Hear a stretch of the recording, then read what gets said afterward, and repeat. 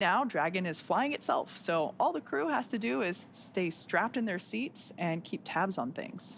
Great view there of being able to see exactly what the crew can see with respect to those Draco thrusters firing. Now, with Stephen, Woody, Sultan, and Andre ready to deorbit and splash down back on planet Earth, they'll be heading to one of 7 targeted sites supported by SpaceX and NASA.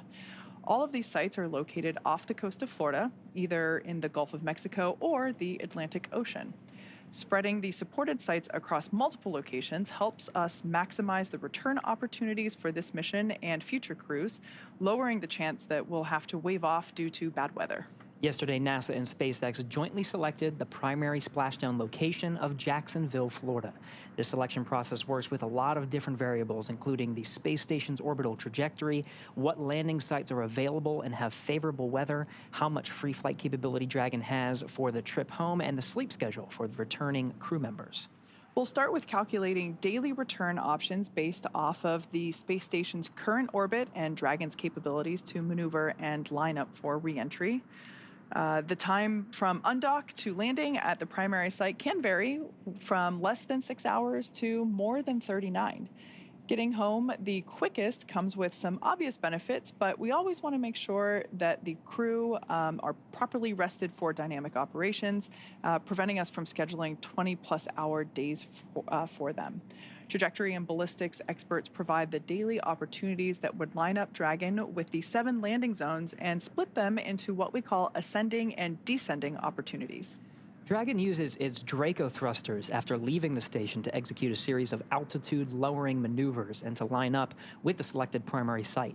It can also change to different alternate sites while in free flight if sudden weather moves in that we need to avoid. And weather is something we're constantly looking at, making the final call to proceed about 2.5 hours before the crew undocks.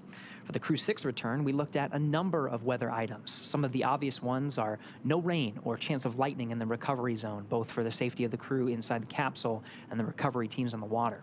We're also looking for wind speeds less than 15 feet per second or about 10 miles an hour and relatively calm seas so we can safely execute recovery operations, which includes landing a helicopter on the recovery ship to fly Steve, Woody, Sultan, and Andre back to Florida.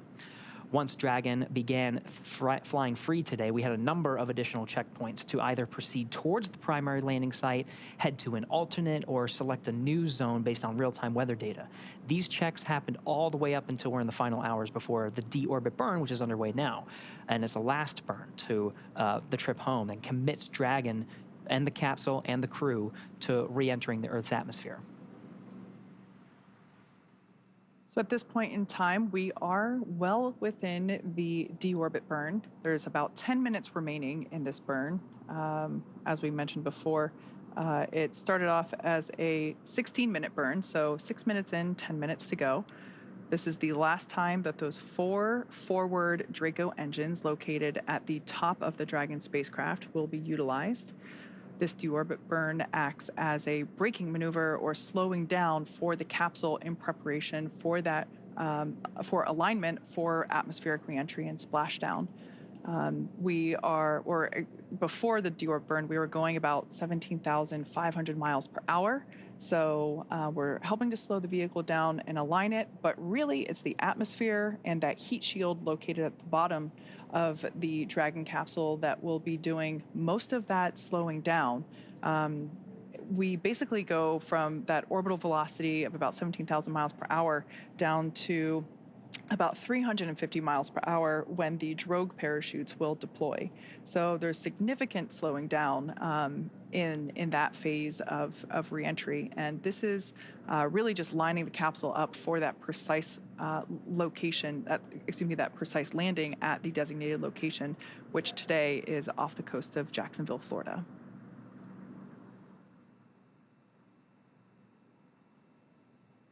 And of course, the parachutes really do a lot of the work from that 350 miles an hour down to about the time of splashdown.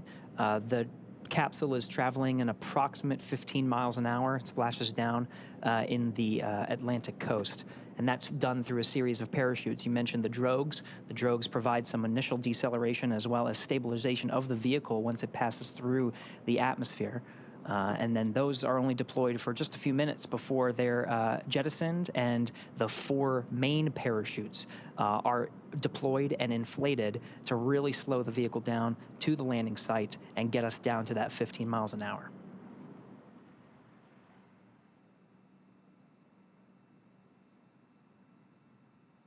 The crew continues to look pretty calm, collected, and comfortable as they continue to monitor this deorbit burn. We've got just over 7 minutes remaining in this deorbit burn.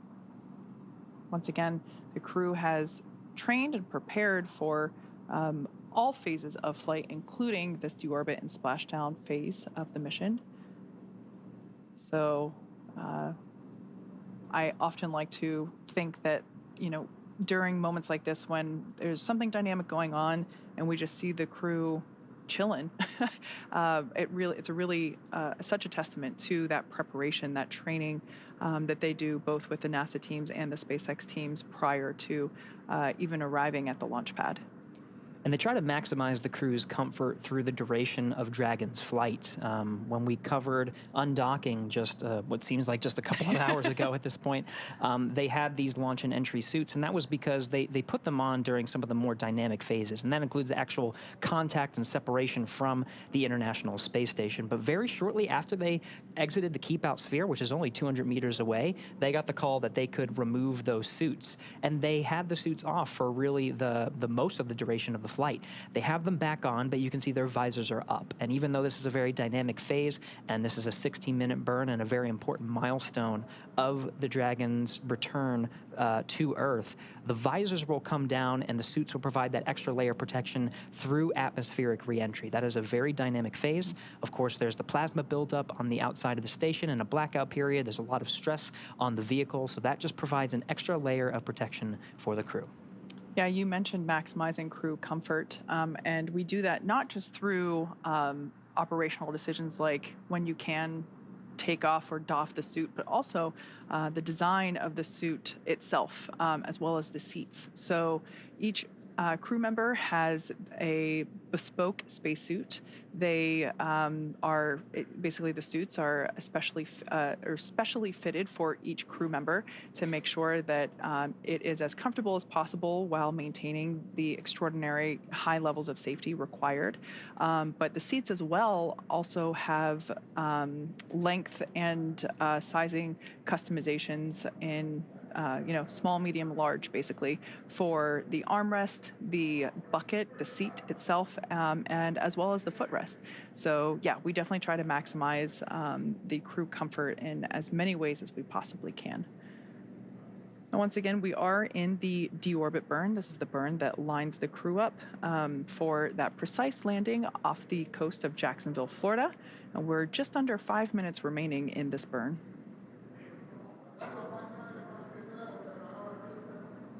Yeah, and the crew is really just watching the vehicle perform on its own at this point. They're not really executing any commands. You can see they're looking at some of the data that are coming in on their displays. On the far right display, you can see all of those thruster firings. Those are those 4 forward bulkhead Dracos, which at their position would really be right in their eye line. It would be kind of straight up.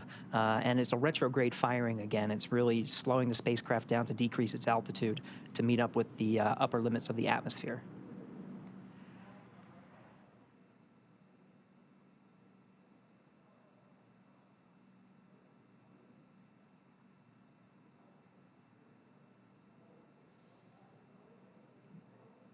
We're 12 minutes into the burn, have about 4 minutes left.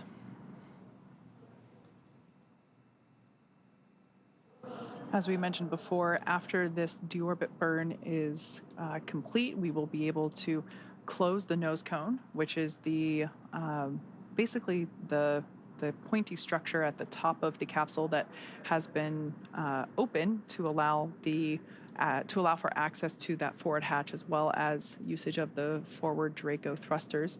So we'll be able to close that, and that will basically make put the capsule back into its aerodynamic shape. And after we close that nose cone, we will begin atmospheric reentry. We will have about a 6 or 7 minute period of anticipated loss of signal, or LOS, as we'll hear it referred to in comms between ground and crew. And there is some margin built into the operations. This, again, the deorbit burn is executed at the apogee of their trajectory and allows them to decrease that attitude. And it's a 16-minute burn, so that will take us to about 8:40 Pacific, so just a couple of minutes left. They have about 25 minutes until they start experiencing some drag on the atmosphere, and that allows the Dragon spacecraft to do a couple of things. It allows them to close the nose cone, as you mentioned, and also slew the Dragon once again and get into the entry interface with the pica tiles and the heat shield pointed in the right direction to take the loads of the friction of the atmosphere. Exactly. So if you want to think about Dragon's orientation at the moment, the forward end, or if you think of how Dragon is oriented when it's on the launch pad, it's the top end Right. of the Dragon spacecraft is basically pointing forward along their trajectory. So those thrusters are performing a retrograde burn, which is slowing the vehicle down. So we will want to, after this burn is complete, basically rotate the capsule or slew it in order to make sure that that heat shield is then the end, the bottom end is what is actually pointing toward, in the direction of their trajectory, so that that heat shield is able to do its job, which is really utilize that friction that will be made while coursing through the Earth's atmosphere and slow that vehicle down significantly. Once again, we're going from an orbital velocity of about 17,500 miles per hour, and that atmospheric reentry, that heat shield action will take us down to about 350 miles per hour. So we're about just over 1 minute remaining in the deorbit burn.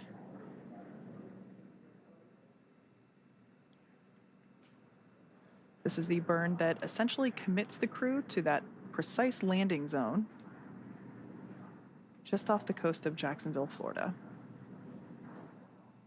Once again, we are targeting a splashdown time of 9:17 p.m. Pacific, 12:17 a.m. Eastern. And again, this is Mission Control here in Hawthorne. The team's here monitoring Dragon's progress and the progress of that deorbit burn. It'll be the crew operations and resource engineer, the core, that's the voice from here in Mission Control in Hawthorne, that relays the burn performance status up to the crew via Dragon to ground. On your screen there is SpaceX core for this, this operational shift. On console tonight is Jake Vendel.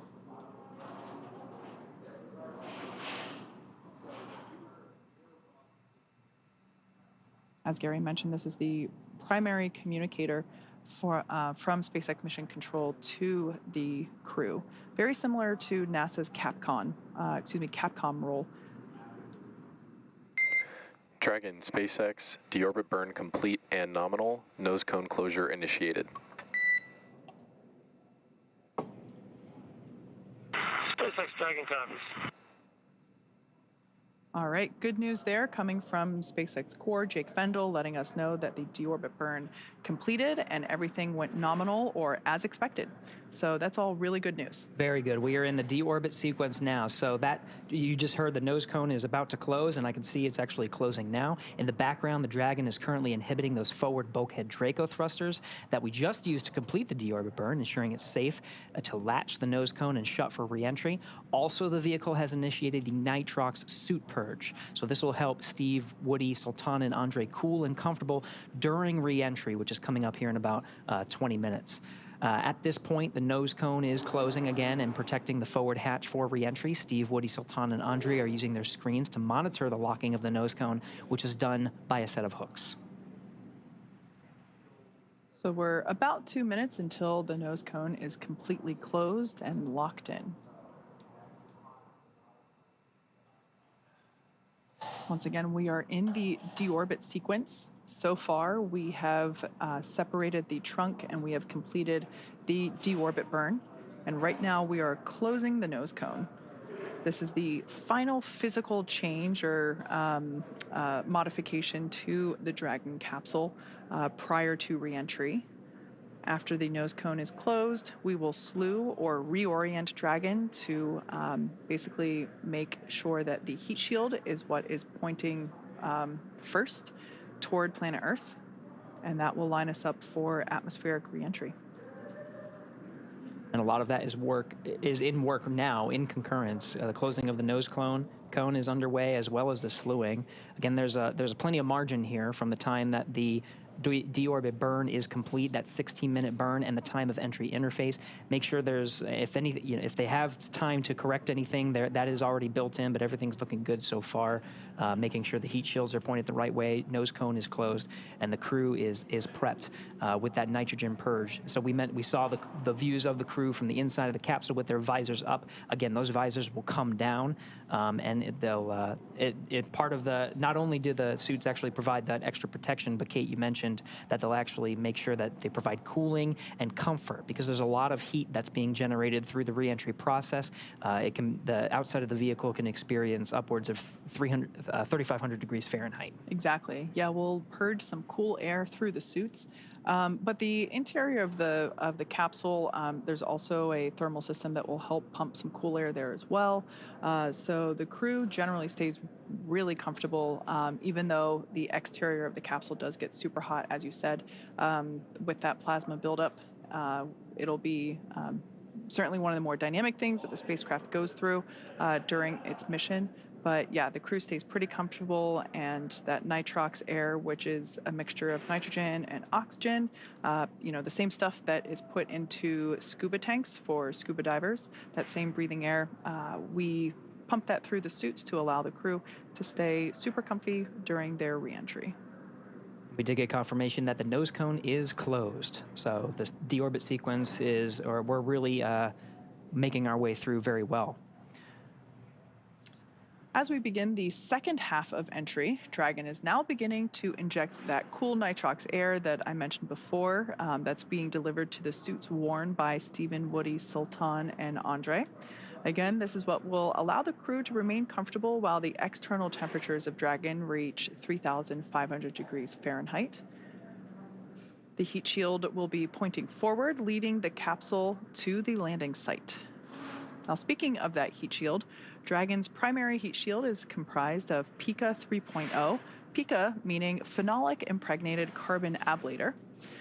The first generation Pica was initially developed by NASA for studying and sampling comets within our solar system. Yeah, really cool history here. SpaceX partnered with NASA to develop Pica X, which was the second generation product used on all Dragon 1 cargo resupply missions that successfully resupplied the space station on 20 different missions.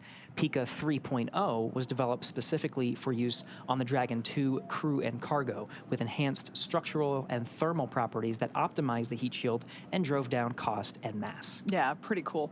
The remainder of Dragon capsule is comprised primarily of SpaceX proprietary ablative material. It's another class of thermal protection, which is lighter weight versus Pica and protects the underlying composite structure during reentry to basically ensure that the structural capabilities are maintained from mission to mission. And while Dragon will experience temperatures well over 3,000 degrees Fahrenheit, Kate, you mentioned 3,500 degrees, during peak re-entry conditions, the characteristics of the TPS, the thermal protection system, coupled with the ECLIS, environmental control and life support system in the pressurized interior, will ensure that Steve, Woody, Sultan, and Andre stay cool and comfortable during all phases of re-entry through splashdown. After Dragon Endeavour has re-entered the Earth's atmosphere, a series of parachutes will deploy to slow the crew's descent. As we mentioned before, the first set will be the 2 drogue parachutes, followed by the 4 main chutes, and those will guide Dragon to its first contact with Earth since launching in April earlier this year. Dragon will automatically deploy these parachutes when different pressure and positioning sensors on the capsule detect that they are at the right speed and altitude. Vehicle velocity at drogue deploy is approximately 300 miles per hour. They deploy at about 18,000 feet. Then vehicle velocity at main parachute deploy is approximately 119 miles an hour. They deploy at about 6,500 feet. Vehicle velocity at water splashdown is about 16 miles an hour. Highest G load the crew will experience during re-entry is approximately 3.5 Gs. So again, the nose cone is closed. Those nose cones are secured by a series of latches. The first set of hooks is closed, and the second set of hooks is traveling to secure the nose cone. Again, that is closed, and the vehicle is slewing or orienting itself with the deorbit position, with the entry interface position, to allow the heat shield to meet up with the atmosphere. And those pica tiles that were designed to take those loads of the heat will be pointing the right direction.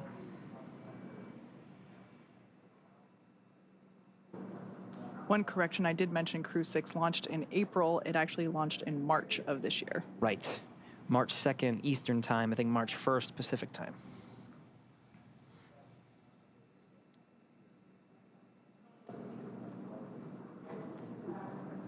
It's 8:47 p.m. Pacific Time now. We're about 30 minutes from the expected splashdown time. Again, we're tracking 12:17 a.m. Eastern Time over in Florida near Jacksonville, which is our primary landing site here at the Pacific Coast, 9:17 p.m. Dragon, SpaceX, nose cone secured for entry. SpaceX Dragon copies.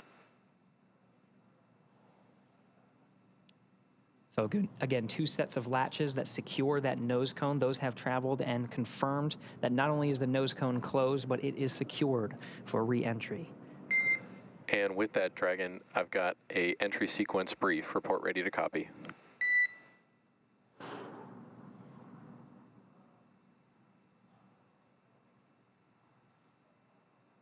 SpaceX Dragon, we are ready to copy.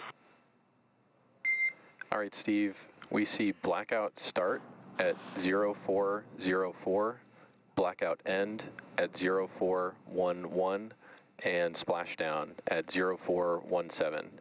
No update to vehicle status. Weather still looks good. How copy?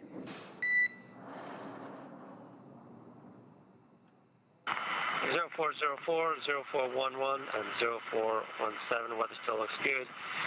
And I think that copies it all. Thank you. Good readback. One more note, we noticed prior to the burn, a few of the tablets were not secure to the satchels. I'm hoping that you can positively verify that each tablet is indeed secure. We're working on that right now, and we'll get it by 1:50. Copy. All right, that was SpaceX Core Jake Vendel letting Commander Steve Bowen know our updated timeline for that expected loss of signal. We heard them read out 0404 to 0411, those times being, the space standard, the GMT time zone. So for us, we would expect that to be at 9:04 p.m. Pacific, 12:04 p.m. Eastern, and lasting until the 11-minute mark there. So just slightly, actually no, right on time, we did say about a 6 or 7 minute loss of signal. Splashdown time remains as we originally were targeting, that 9:17 p.m. Pacific, 12:17 a.m. Eastern. And you can just see just how quick in succession everything is. From 9:04 to 9:11, we go from 17,000 miles an hour to 350 miles an hour, and then through the drogue parachute deployment and main parachute deployment over the course of 6 minutes, we get down to 15 miles an hour at the time of splashdown. Yeah, and during that time, the crew will experience about 3 to 5 Gs during this reentry phase. So pretty similar to what they would have felt during the launch phase of the mission.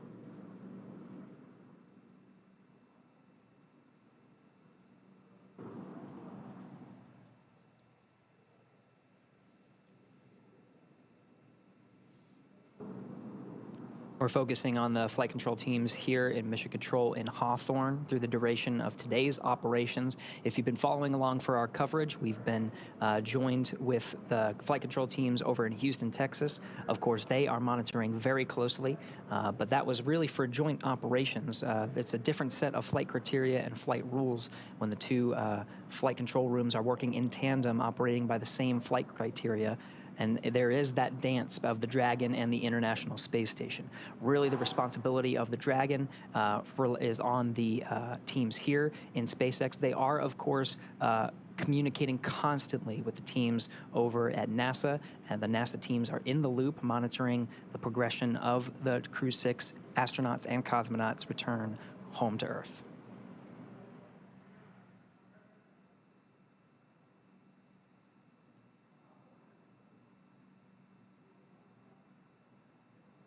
So we've mentioned before that our anticipated loss of signal is coming up at 9:04 p.m. and will last about 7 minutes until 9:11 p.m. Pacific time.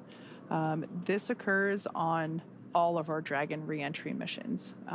It is pretty standard and expected, the 7-minute period where the Dragon is unable to send any telemetry to the ground or be commanded from the ground, including no communications, which is why we call it a communications blackout. So the reason for that being, as we've said a couple of times, the heat shield located at the bottom of the capsule will be doing a ton of work as it encounters that friction from the atmosphere as it re-enters. This is a good thing. It's helping to slow the vehicle down from 17,000 miles per hour to about 350 miles per hour.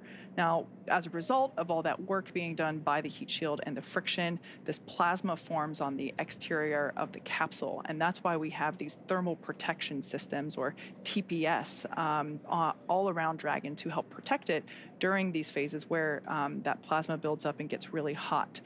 It'll reach about 3,500 degrees or thereabout during this reentry phase. So pretty standard. That being said, it does make for a great view. If you live in Central Florida, you will definitely be able to see Dragon streaking across the night sky. Really, if you look up, you won't be able to miss it. Now, of course, once Dragon splashes down, and we did get that read very recently up to the crew that we're right on target for that 9:17 p.m. Pacific, 12:17 a.m. Eastern Time splashdown off the coast of Jacksonville. The recovery teams are already staged. We got word that the recovery vessel named Megan is out there. That'll be the one that actually lifts the Dragon capsule up from the water. There's also fast boats and jet skis and whole teams really ready to go to support the recovery operations. We've supported many nighttime landings or splashdowns in the past, and so they're very used to these operations. Dragon has systems built into the outside of the capsule that allow for flashing lights and a lot of calling of attention to itself to make sure that the recovery teams can easily see it. And of course, the assets themselves have equipment on board to be able to locate, track, and find, and of course, recover the Dragon capsule. And so those teams will go out. They'll perform a sniff. That's actually the first thing that'll happen, is the fast boats will circle the vehicle and just make sure that the Dragon capsule itself is safe to approach. There's dedicated teams that go out and make sure there's no leaking of nitrogen tetroxide or any hazardous materials before the rest of the teams move in. There's a lot of team members that are out there now to support the operation. Yeah, this evening for this Atlantic Coast recovery, we are utilizing our recovery vessel, Megan, and those teams are stationed about 3 miles away from the targeted splashdown site. So it's one of my favorite but frustrating parts of splashdown is after we see the capsule actually land in the water and we see the parachutes be released and splash down as well, we then have to wait for the recovery vessel to trudge those 3 miles. And in that time, we're able to see the fast boats approach the capsule, as the name suggests, much faster. They are slower than Megan, the primary recovery vessel. So they can get out there much quicker and perform, as you said, that sniff test as well as recover the parachutes from the water. Yeah, and we've seen lots of improvements just because, we're talking about Crew 6 right now. So this is not just a 6 mission. We've also done this with the demonstration mission with Bob and Doug, Demo 2. And so this will really be the 7th time that we've done it for a crew operation. And so the recovery teams have become much more efficient and had lessons learned along the way. So the recovery operations we've seen just get a lot faster overall. Absolutely. Yeah, we've done nighttime splashdown operations for Crew 1, Crew 2, Crew 3, Crew 5, as well as Axiom 2, just a couple months ago. So yeah, the recovery teams at this point have actually had more nighttime splashdowns than they have daytime. I should say for crew missions. That's right. Not for NASA crew, but for crewed missions, I'm not counting the cargo missions. Right. And it is a good nod to make sure that we mention the private missions as well. We mentioned the Axiom mission 1 and 2, of course, Inspiration 4. So there's a lot of practice with the recovery operations in these teams. Of course, we have the views here of the flight operations teams here in Hawthorne that are monitoring the Dragon's re-entry. Again, we've successfully performed a deorbit burn, so we're just waiting for that entry interface that's coming up at 9:04. So really just 7 minutes from now, and that is the beginning of the blackout period. That's when the Dragon capsule starts to experience the molecules of the atmosphere a lot closer, so that it experiences much more friction, and we start to see that plasma buildup, and it provides a significant amount of drag and shaves a lot of velocity off of the Dragon capsule right now, traveling about 17,000 miles an hour. And through the 7-minute period of blackout, where there is that plasma buildup, where we are traveling through the more denser parts of the atmosphere and slowing down significantly, we'll get on the back end of that. 9/11, they said, was the exit of that blackout period, where we start getting communications from the crew, and we're on the back end of the entry interface. That will be, we'll get down to 350 miles an hour. Yeah, if memory serves me correctly, we typically hear SpaceX core start reaching out to the crew about 1 minute early. There have been some instances where we've been able to regain communications with the crew a little bit earlier than originally anticipated. So probably around the 9:10 p.m. Minute mark, Pacific, I should say, we might start hearing SpaceX core hail the Crew 6. And it could go in the other direction too. This is, of course, an estimate based on the predicted plasma buildup and the predicted comms blackout. But of course, there could be another minute or so before they regain comms, and that's all built into the timeline. We'll hear those checks go up on Dragon to ground, and they'll continuously call the crew. So SpaceX Dragon, compass is secure, restraints are tightened, visors are down. Copy Dragon, tablet secure, restraints tightened, and visors down. With that, we are 5 minutes until the predicted comm blackout. Dragon Endeavour, see you on the other side at 0411. 0411, we'll talk to you then.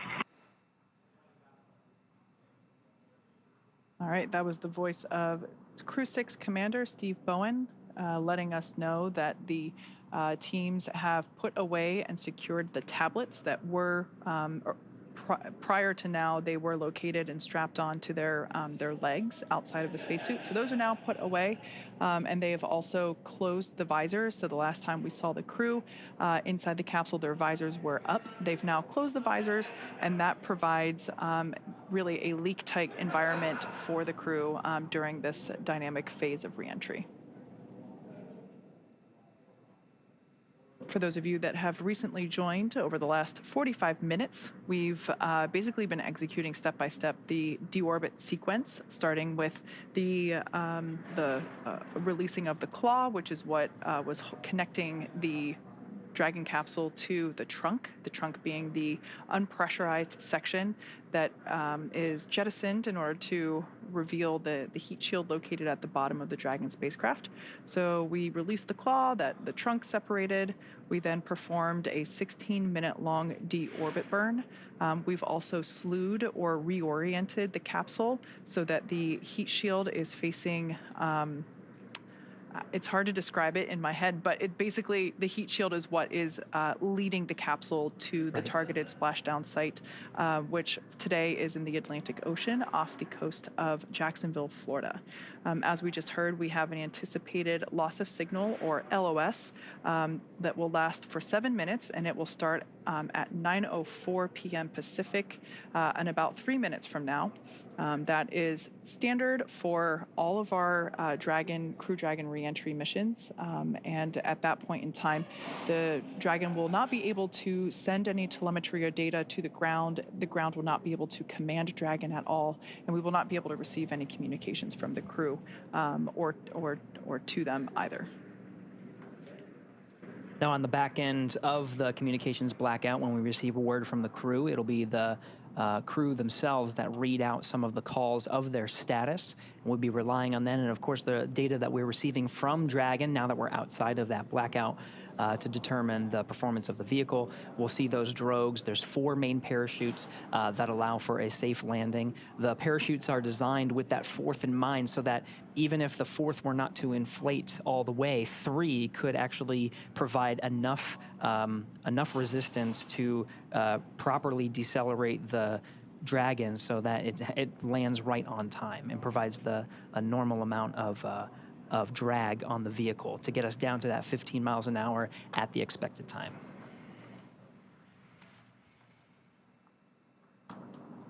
The views we're seeing now are, of course, of the flight operations team here in Mission Control in Hawthorne.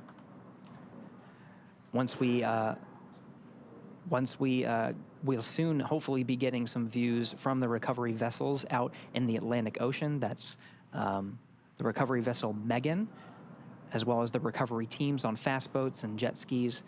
We should be getting views, hopefully, from the Atlantic Ocean to see the Crew 6's entry through the atmosphere. I was trying to look through my notes. I can't quite remember what it is off the top of my head, but you were talking about the parachutes before, and the drogue chutes that we deploy prior to the main parachutes. Those drogue chutes help provide additional slowing and stability for the Dragon capsule as it comes out of that atmospheric reentry. And I forget what factor it is that if we didn't have the drogue parachutes, I think it's something like the main parachutes would have to be manufactured to be 2 to 3 times stronger, which of course would add weight to the capsule itself. And in spaceflight, everything is weight. You want to minimize the weight that you're taking. So those drogue chutes are definitely small but mighty in the job that they have to do. Now we're under a minute away from that, or just a couple seconds rather, away from that anticipated loss of signal, or LOS.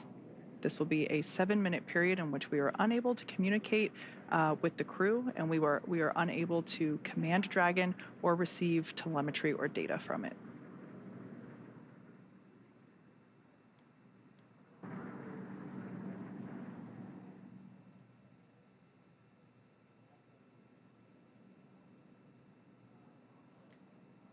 Okay, we're in that loss of signal. The clock starts now, right on time, 9:04 p.m. Pacific, 12:04 a.m. Eastern.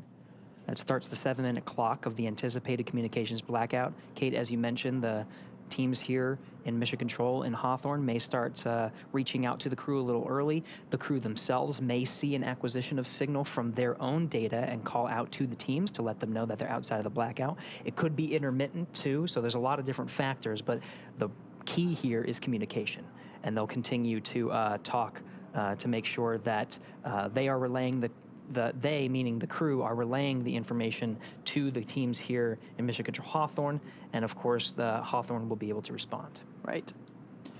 So for those of you that have just recently joined us, at this point we have entered a communications blackout period, a loss of signal, or LOS, and lasts approximately 7 minutes due to plasma formation around the spacecraft. During this time, no vehicle telemetry is received by Mission Control, which you see there on your screen, and no external commanding of the vehicle or voice communication is possible. But as a reminder, Dragon is designed to fly itself. During this reentry, the vehicle will be slowing down from orbital velocity, which is about 17,000 miles per hour, and the top temperature that Dragon will experience upon reentry is about 3,500 degrees Fahrenheit. As we've mentioned before, this expected blackout period is, we anticipate it to last about 7 minutes. It might be a little bit less, it might be a little bit more, but we will definitely be able to hear the crew once they do re-enter from that anticipated loss of signal. We'll have acquisition of signal, which is AOS.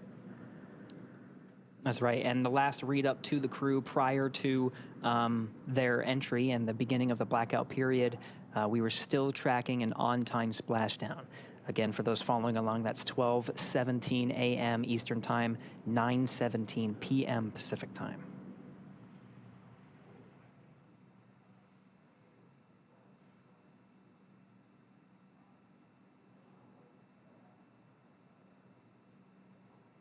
We're now within the atmospheric entry phase of the return for the Crew 6 crew. Once again, the plasma buildup on the exterior of the capsule results in our inability to command or communicate with the Dragon capsule during this time. This happens with all of our crew missions, and we expect this to end at about 9:11 p.m. Pacific or 12:11 a.m. Eastern. Live view there of SpaceX Mission Control located just behind Gary and myself. They are continuing to monitor the length of the acquisition of, the length of this blackout period. And we will be able to hear SpaceX Core, who for this evening shift is Jake Vendel. We'll probably start to hear him hail the crew around 9:11 or 9:10 p.m. Pacific. So if you're following along of our coverage and you are in southern Mexico or the Yucatan Peninsula, there is a chance, depending on the weather that you have down there, that you would have been able to see the beginning of the entry interface. We're now about 4 minutes in of a 7-minute blackout period. This is a great graphic indicating the trajectory. This is an ascending trajectory that Dragon is taking. So as Gary just said, over the Gulf of Mexico, across the Yucatan Peninsula of Mexico. So if you're tuning in from Central Florida, head outside right now, look up, because this looks like our first live view from the WB-57. That's right. This is a high altitude aircraft that has thermal imaging, so we're able to get some of those views of the Dragon vehicle in the middle of its entry interface. Again, we're about 4 minutes in. We have a tally-ho on the vehicle from the WB-57. And actually maybe about 5 minutes in at this point. So maybe a little bit more than 2 minutes. Again, there's some variation in the predicted 7-minute time period. It's not exact. We might hear a little early, a little later. So as we were saying, if you're in Central Florida, head outside right now. You should be able to see this glowing streak cross over as we are targeting. There's that streak I was just mentioning. That's a live view, not thermal. This is heading towards the Atlantic coast of near Jacksonville, Florida. So a beautiful view, very such a striking visual that we have for these nighttime splashdowns.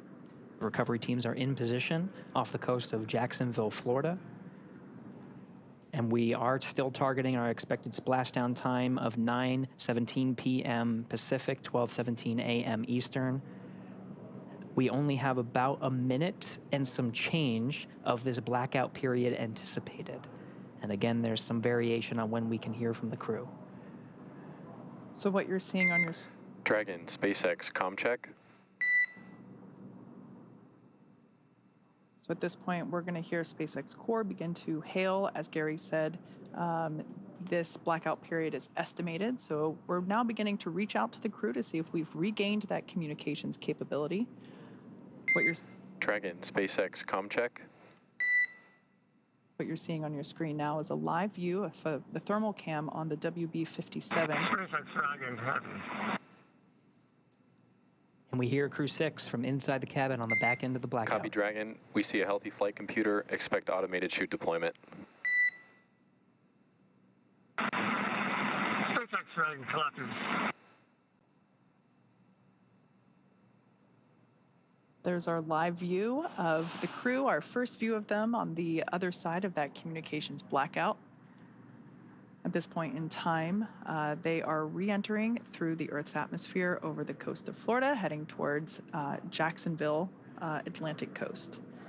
Up next will be the deployment of the drogue parachutes, which should happen in about 2 minutes, just over 2 minutes. Yeah, you can see they got through some of the thicker parts of the atmosphere, and that plasma buildup is starting to dissipate. We have about, less than 2 minutes or so. Dragon, SpaceX, GPS converged. Expect nominal altitude for drogue chute deploy. SpaceX Dragon, copy. Receive it. All right, so that call out just letting the crew know that they can expect to have the initial parachute deployment. That is the drogue parachutes. and that those typically deploy about 18,000 feet. At that point in time, the capsule is going around 350 miles per hour. Some of the data and telemetry from Dragon is in meters, so if you do hear those calls from the crew and from us, some of the telemetry we're seeing is in the metric system.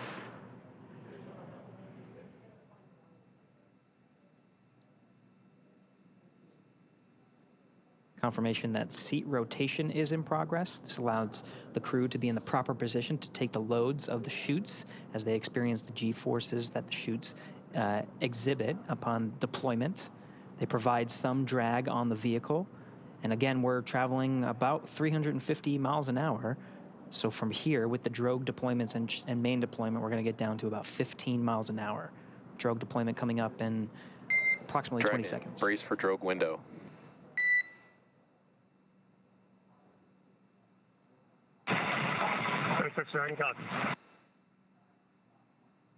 And we're roughly 30 seconds away from that drogue deployment. SpaceX core just telling the crew to prepare for the deployment of those drogue parachutes. At this point in time, they are around, or when the drogues are deployed, they're traveling around 350 miles per hour. At the time that the main parachutes are deployed, just seconds later, they'll be going around 120 miles per hour. So these drogue parachutes help provide further deceleration as well as stability for the capsule prior to those main parachute deployments. Drogue pyros have fired, and we have good confirmation of drogue chutes. 2 drogues. It's a view from inside the parachute bucket.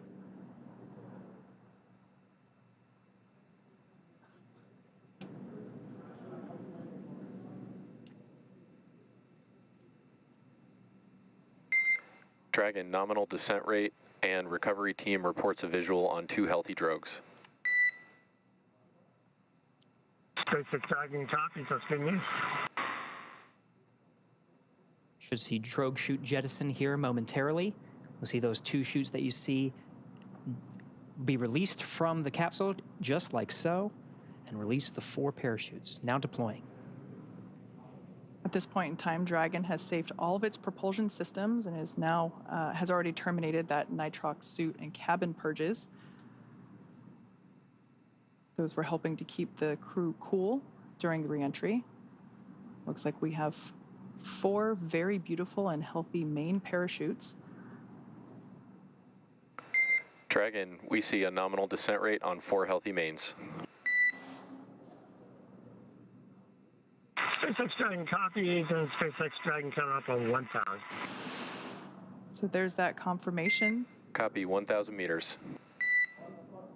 Confirmation of those 4 healthy chute deployments.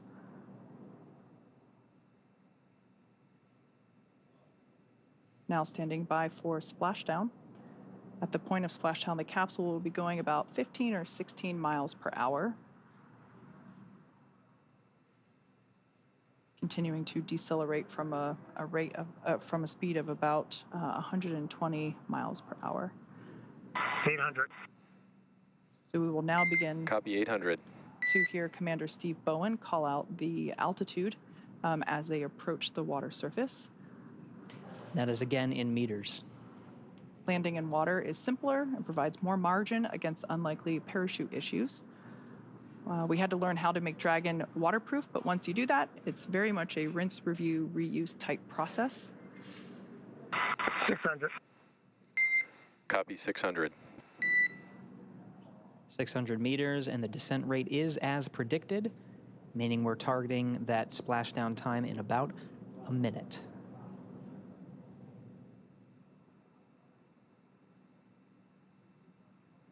Live view of Dragon Endeavour with the Crew 6 team members on board, being held up by 4 beautiful main parachutes. Dragon, we see 400.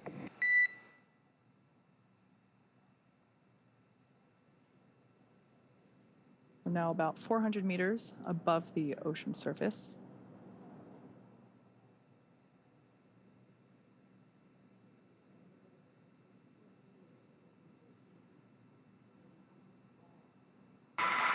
SpaceX Dragon 200 braced for splashdown. Copy, braced for splashdown. Again, the seats have been rotated in a position to take the loads of re-entry and parachute deployment as well as splashdown. The crew is braced. We are inside 100 meters.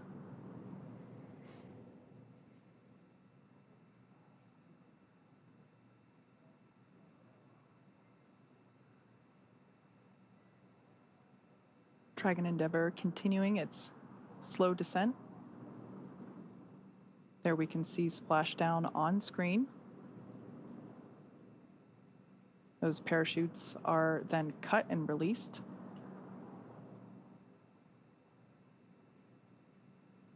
Dragon Endeavour has now returned home. NASA astronauts Steve Bowen, Woody Hoburg, Sultan Al-Niyadi, and Andrei Fedyaev. SpaceX Dragon splashdown. We are in water rough riding. Copy, splashdown, and we see main chutes cut.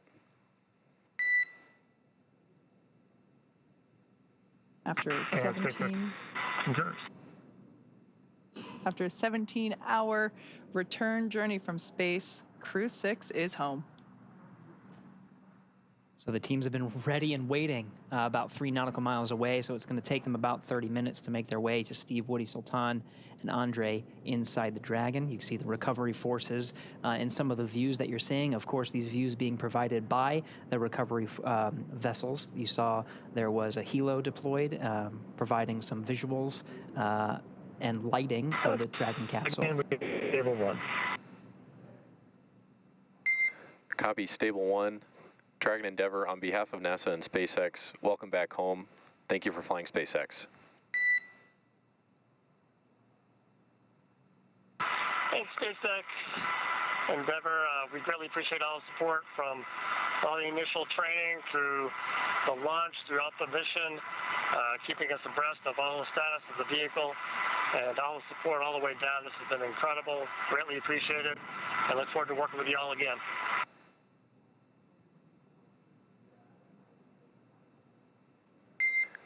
Copy all, and you've got a room full of happy people here. We've got some systems to verify safe before we give the boats a go to approach. I'll be back with you on that topic in a minute. SpaceX Dragon copies. We'll just enjoy the wallowing here. It might be soothing. Maybe I'll be napping soon.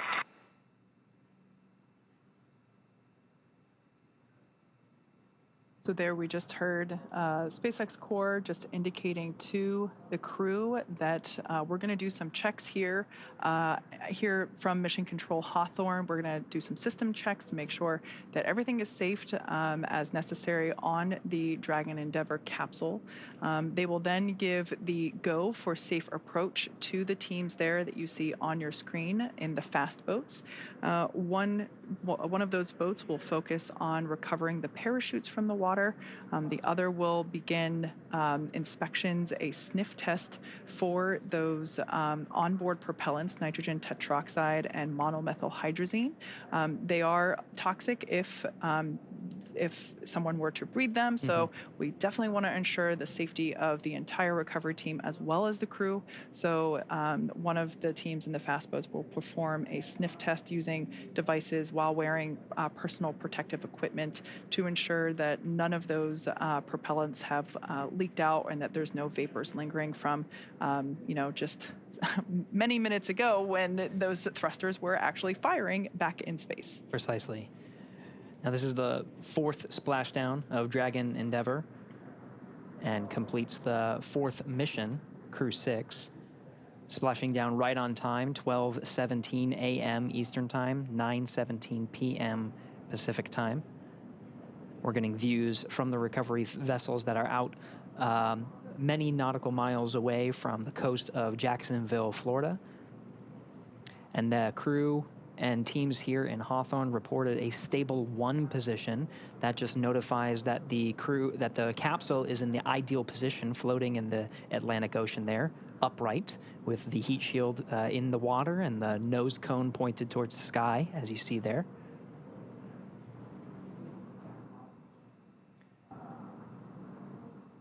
As you mentioned, this is the 4th splashdown for this particular capsule. Most recently, it supported Axiom 1. Prior to that, Crew 2. And prior to that, Demo 2. So this capsule, I have great personal attachment to. I had the opportunity as part of my day job to go inside the capsule while we were building it. And when I say building it, I mean like for the first time, not during the refurbishment process. And when we were originally building it for the Demo 2 mission, I just remember being inside this capsule and thinking, Dragon, SpaceX, we are go for recovery personnel to approach the capsule. Expect fast boats alongside in just a few minutes. Dragon, we look for the light. all right, good news there from Mission Control, letting the crew know that everything checked out from a systems check, and the team there on screen in the fast boat now has the green light to approach and begin performing the sniff checks for those vapors for the onboard propellants. Just to conclude my thought, it's always great to see this capsule fly and land, and it just makes me so happy to see it with another mission under its belt. It's part of the design of the Dragon capsule is to be reusable. So even after the harsh conditions of 3,500 degrees of plasma buildup and being in the salty ocean, teams are still able to refurbish it and prepare it for the next mission. And this is the 4th successful flight of Endeavour.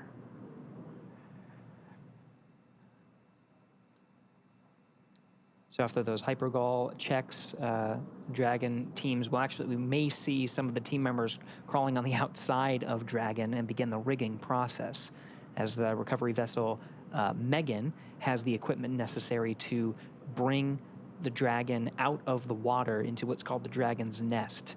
And that allows the capsule to be positioned and stable on a boat and allow some of the personnel on board that boat, that ship, to open up the side hatch. We were talking about the side hatch a little earlier. That has remained closed through the duration of the mission. The last time it was open was on Launch Pad 39A, as some of the teams were preparing Steve, Woody, Sultan, and Andre for their launch to the International Space Station and the beginning of their expedition of science, maintenance, and upgrades aboard. Now it'll be opened again here very shortly. It does take some time, so it could be 30 minutes to an hour before we actually see them on the boat and they start egressing the capsule. But we'll provide coverage until they're safely aboard the recovery vessel Megan, and all 4 crew members have egressed Dragon. So this image that we see here was taken just minutes ago, a beautiful capture of the moment when Crew 6 was re-entering over Florida. We can actually see NASA's VAB and Pad 39A in the distance. So this is such a cool time-lapse capture of the re-entry streak that we saw just minutes ago of the Crew 6 re-entry and splashdown.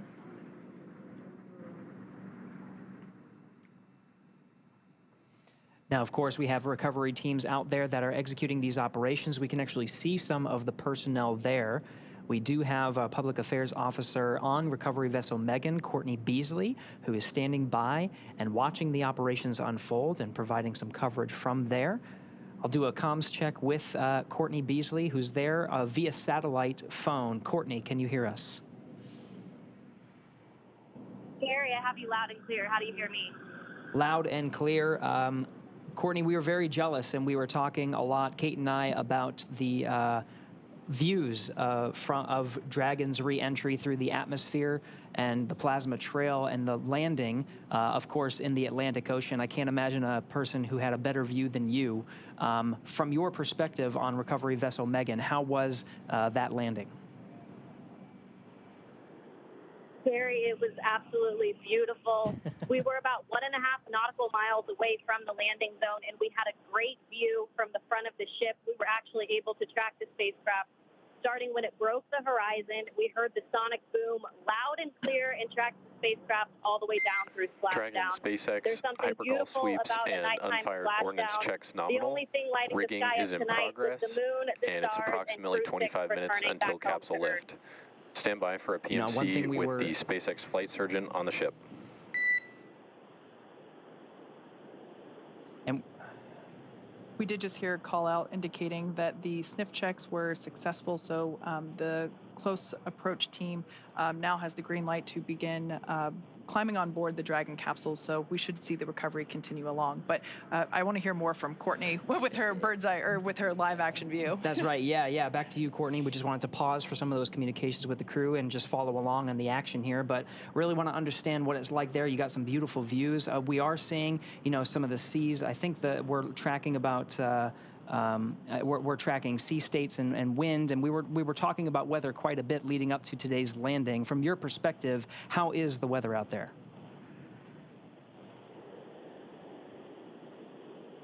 Yeah, Gary, it's about 80 degrees out here right now with fairly clear skies. Like I said, we were able to track that spacecraft pretty good tonight. About 9-mile-an-hour winds out of the east. The waves are considered to be rolling waves, so they're not choppy, but they are pretty big and more spread out rolling waves. But weather-wise, I think the crew will like what they feel when they get out of that capsule today and take their first breath of fresh air back here on Earth. You know, just to get some appreciation of what it took to stage the recovery forces and be prepared for this moment, just really moments after Dragon splashed down, we saw some of those fast boats rolling out to make sure that they were getting the crew as quickly as possible. Can you give us a sense of what it's taken to make sure the recovery vessels were here at this moment? Yeah, absolutely. Our journey actually started several hours ago in Jacksonville. The MedOps teams and the recovery director boarded the first helicopter, and they were the first group to arrive on the ship about 4.5 hours before splashdown. So those medical teams took the time to get everything situated on the ship and ready to tend to the crew. And about 2 hours before splashdown, they deployed the fast boats into the water. I was actually on the second helicopter out, and we landed on the helicopter pad on top of the vessel about an hour before splashdown. And all of the teams have been hard at work since we touched down on the boat to get their various disciplines ready for Crew 6 to arrive home. Excellent, Courtney. And last question before we let you go is we're seeing some of the recovery personnel on the Dragon capsule preparing for its eventual lift onto recovery vessel Megan. What can we expect to see in the next few moments?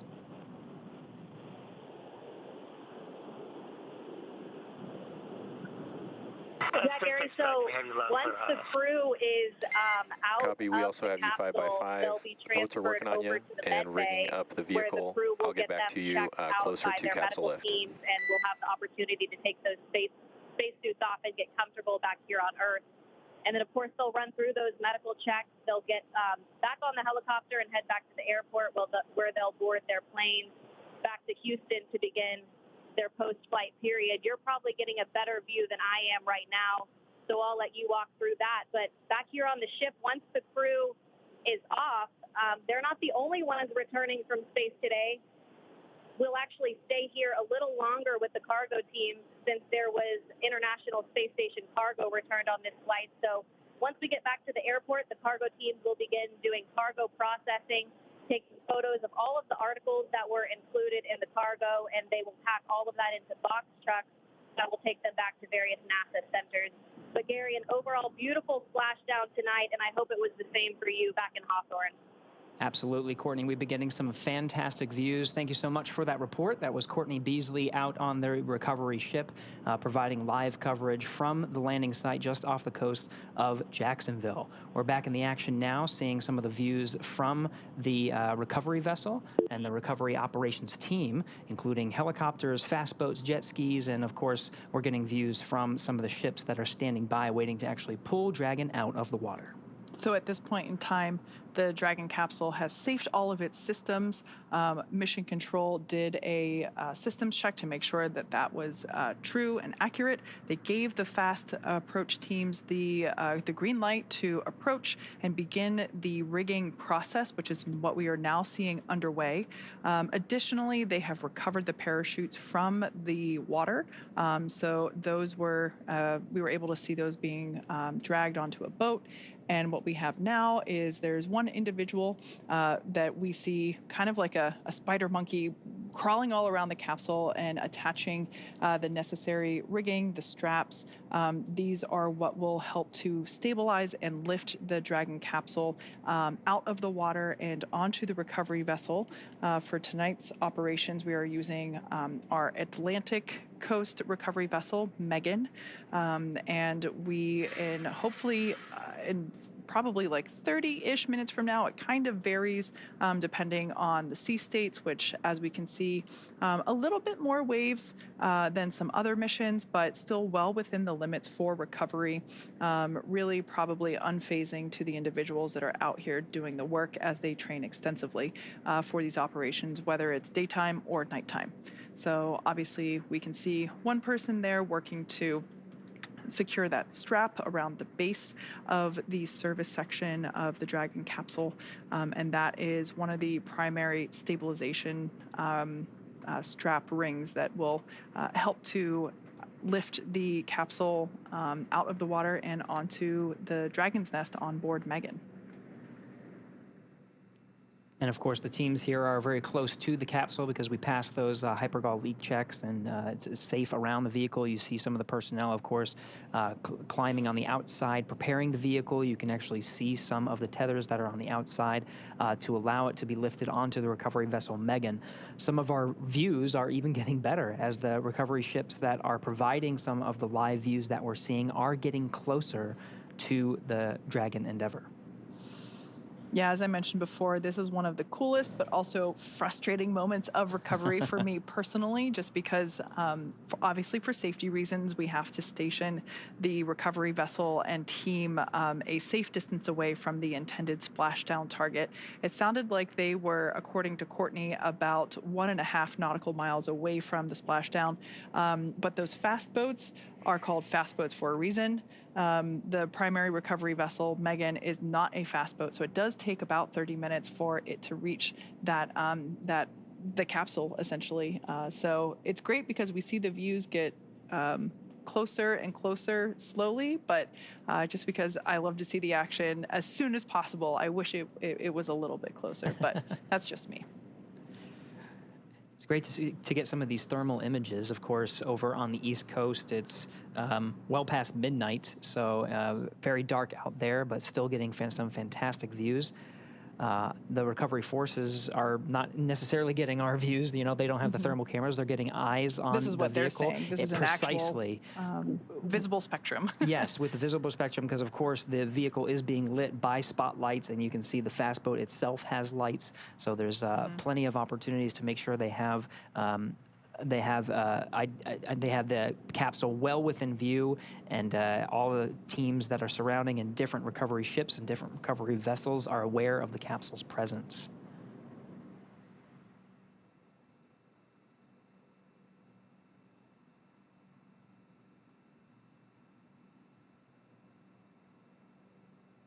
You can see some of the features of the Dragon capsule as the recovery forces outfit it with the rigging necessary to bring it onto the recovery vessel Megan. Some of the circles you see in front of the individual that's on the Dragon capsule, that's where those parachutes were deployed from.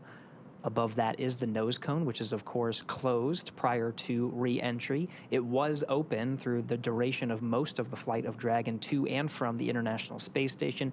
It needed to remain open to perform that deorbit burn to, of course, successfully get home. But now it's closed, and you can see provided the protection necessary from the plasma buildup through the Dragon's re-entry.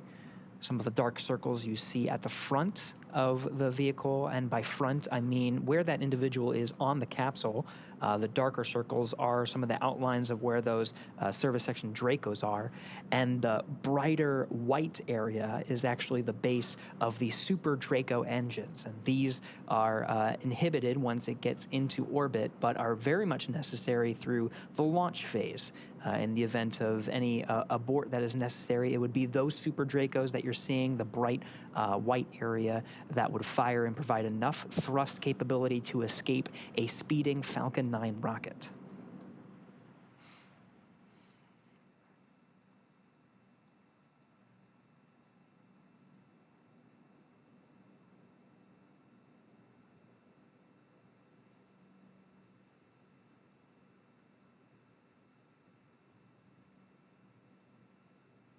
Once again, we can see the recovery vessel Megan making its way closer and closer to the Dragon Endeavour capsule, which has splashed down off the Atlantic coast of Florida.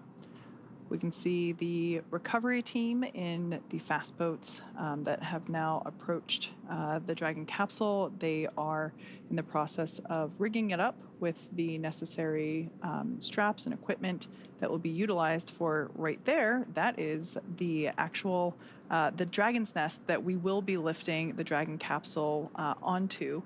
The lifting mechanism, it's kind of hard to tell right now, but that almost house-like structure over the end of the aft end of the boat will actuate downward, and then the straps will be used to lift the Dragon capsule, and then the whole thing will actuate back into the orientation that we see it here to help secure, or to place it and to secure the Dragon capsule in that nest. After the capsule is placed in the nest, they will then just roll or translate the nest forward to where the platform is that we will actually be able to see the recovery team open the side hatch and eventually have Crew 6 egress or exit from the capsule. So if you look through the back there, you can see the capsule. That's that white speck in the background there in the darkness behind Megan. Yeah, you can actually see the distance now. It's becoming much more clear. The space recovery vessel was designed very much with Dragon in mind. Of course, that hydraulic lift bringing it onto the Dragon's nest, and that platform, Kate, that you were describing, it allows for access right at the right spot, right in front of that side hatch. The side hatch will be facing right towards the camera. That will allow, when that Dragon nest comes in towards that platform, the crew on board recovery vessel Megan will have access to that side hatch to go ahead and open that. All 4 crew members will remain seated throughout that process, but the Dragon side hatch will be open, and the recovery teams will take the Crew 6 astronauts and cosmonaut out one at a time. Yeah, you mentioned that this vessel had Dragon in mind. You couldn't be more correct. When SpaceX acquired this vessel, we actually have 2 of them, one for Atlantic operations, one for Gulf operations, and both of them are pretty identical. They each have a lifting mechanism, a nest. We basically designed the interior and exterior of the vessel to accommodate efficient and speedy operations for Dragon recovery. In addition to these physical recovery assets, there are also medical bays where each crew member will get a quick medical checkout by the flight surgeon after egress, as well as a helicopter deck that in some instances is utilized to have the crew depart from there. So it is definitely a bespoke boat, if you will, a vessel for these Dragon recovery operations. And it's quite necessary because we want to make sure that these operations are as efficient as possible. We don't want to leave the crew in the water or in the capsule any longer than they need to be. So we really try to make sure that this is as efficient as possible. And certainly this vessel, both vessels, because like I said, they're pretty much mirror images for both Gulf and Atlantic coast operations. We make sure that they are as smooth as possible. And we're just about 23 minutes from the time of splashdown. Again, that splashdown time, 12:17 a.m. Eastern Time, 9:17 p.m. Pacific. So we're already closing in on the vehicle. The recovery teams at this point, just to do a quick recap, have done initial checks of the spacecraft to make sure there was no hypergol leaks, any hazardous gases or materials, just to do a quick sniff check and make sure that the spacecraft was safe to approach.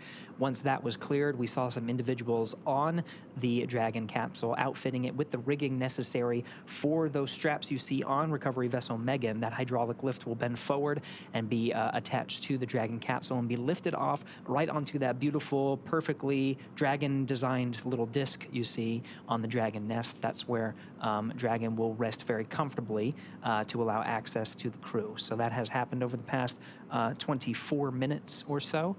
And we are making great progress right on the timeline for the recovery ship to arrive. Dragon SpaceX, be advised, we're transitioning the forward link over to the recovery vessel. Comm will be unavailable for approximately 5 minutes.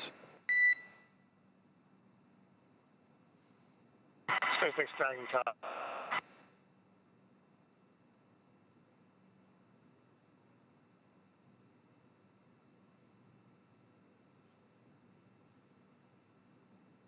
Once again, Megan is making its way to the capsule, which we can see getting larger there in the background of this image, or excuse me, of this shot that we have on board Megan. Once the capsule is a little bit closer, we'll begin to see the team in the water attach the straps and all the equipment necessary from the boat onto all the straps and equipment that they have been attaching around and on the Dragon capsule itself.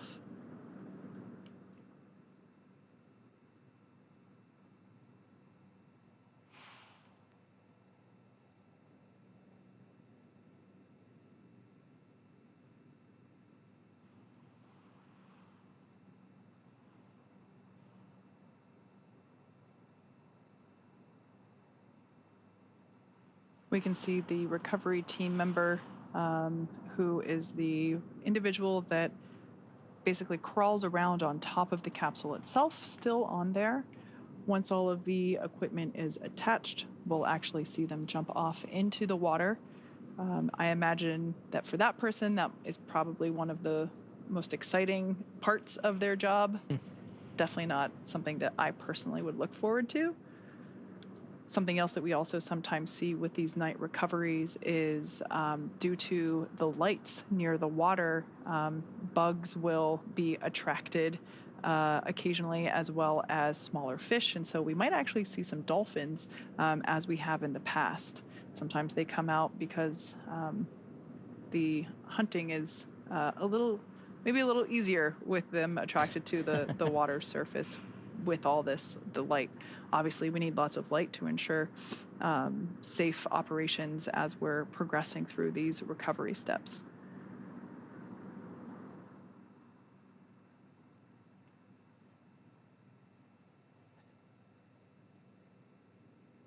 So you can see one of the rigging equipment was thrown to the fast boat, now attached to Dragon.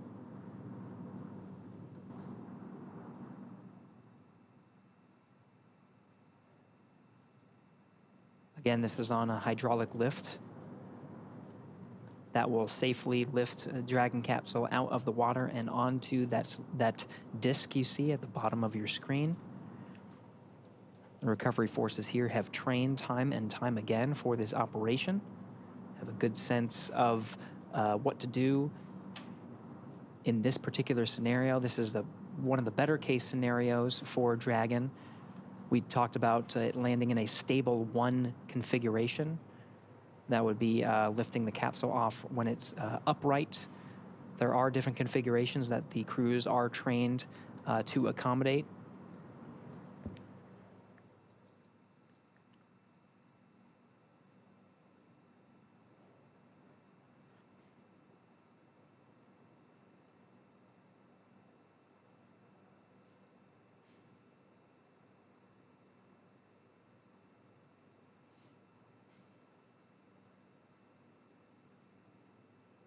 As we mentioned before, the Dragon capsule is soon to be lifted onto the recovery vessel Megan.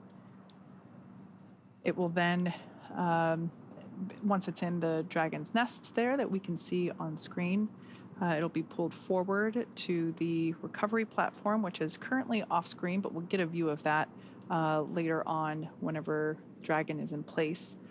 The crew will egress. They will... Dragon, SpaceX, forward link transition complete. Com check.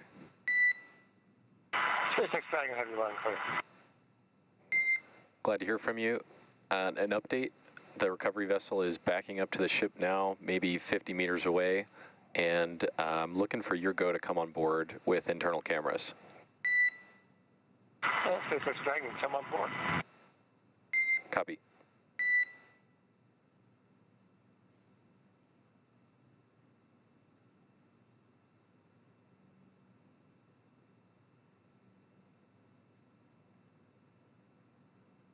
At this point in time, rough estimation for crew egress is anywhere between 15 to 30 minutes, depending on how additional safety checks pan out, and how quickly we can get the team, or excuse me, the capsule onto the recovery vessel that you see there. Those teams are now preparing to lower that hydraulic lift mechanism into the water. That will then bring the spacecraft onto the deck, into that translation system known as the nest.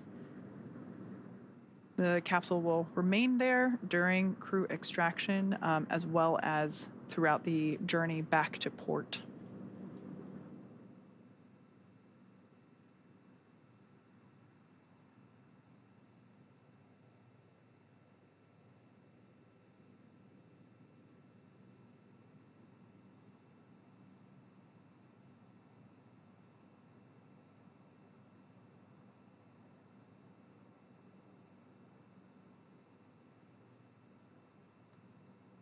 So one of the lines of the hydraulic lift has now been thrown to the rigger. The hydraulic lift is now moving into position, moving forward. This is the position that allows the initial lift of the Dragon capsule out of the Atlantic Ocean and then onto the Dragon nest. Dragon, SpaceX rigging complete.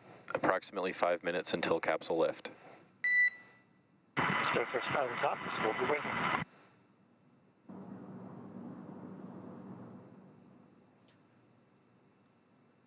So the clock starts now at 9:48 p.m. Pacific time, 12:48 a.m. Eastern time. We'll be looking for Dragon to be lifted out of the water at approximately 9:53 p.m. Pacific, 12:53 a.m. Eastern.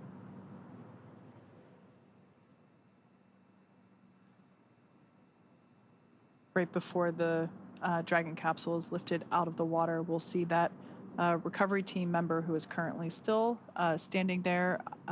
He's actually standing in the bucket where the main parachutes were located during Dragon's flight. Obviously, those buckets are that bucket is now empty as we deployed the main parachutes. But we will see that team member jump off and away from the capsule just prior to the capsule being lifted out of the water. Dragon, brace for capsule lift. There they go. SpaceX Dragon will brace.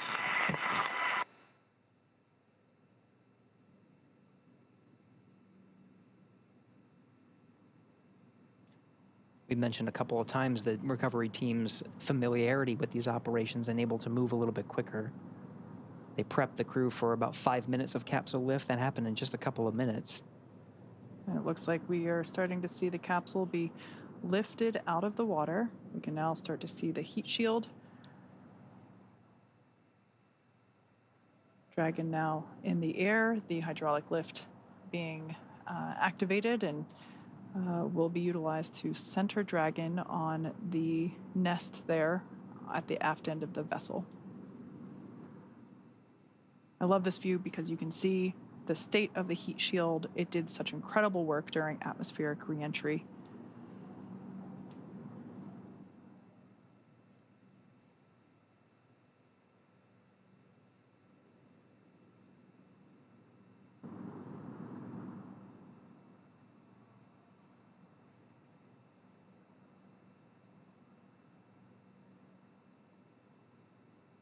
Dragon Endeavour now placed into the nest of our recovery vessel, Megan.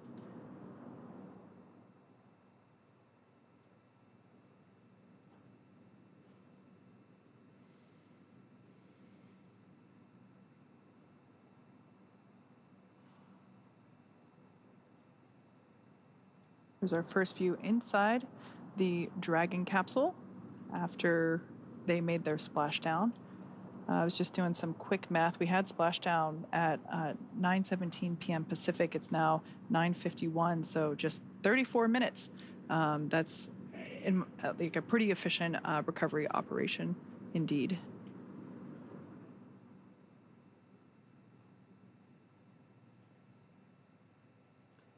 See the cabin lights on the inside the Dragon are off as the crew patiently waits for the recovery forces to do their job and get them out of the water and, of course, ready for egress. Dragon, I'm happy to see you safe and sound on board. Personnel are completing their final checks. Stand by for translation across the deck to the egress platform. SpaceX Dragon copies, we'll be waiting.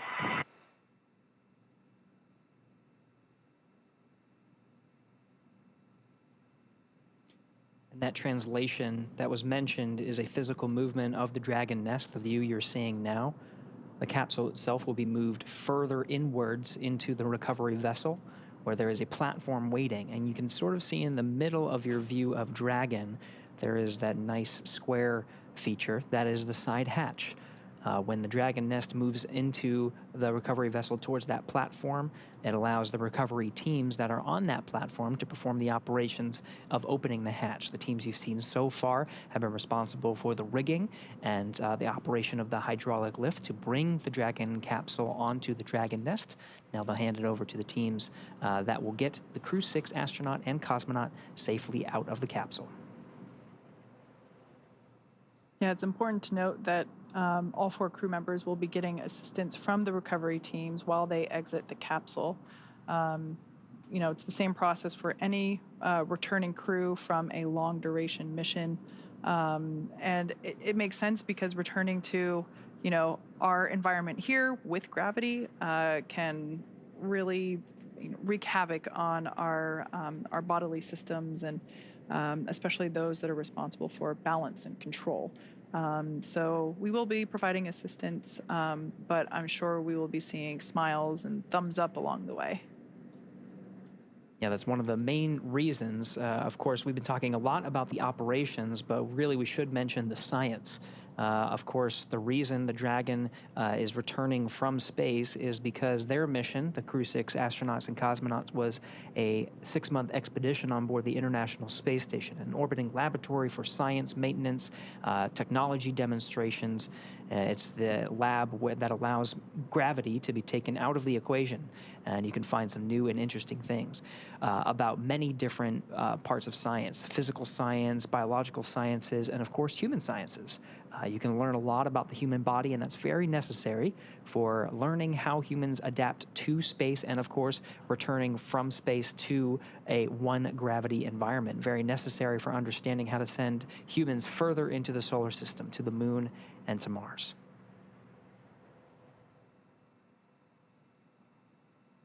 So we're now standing by for translation of the Dragon capsule to the recovery platform.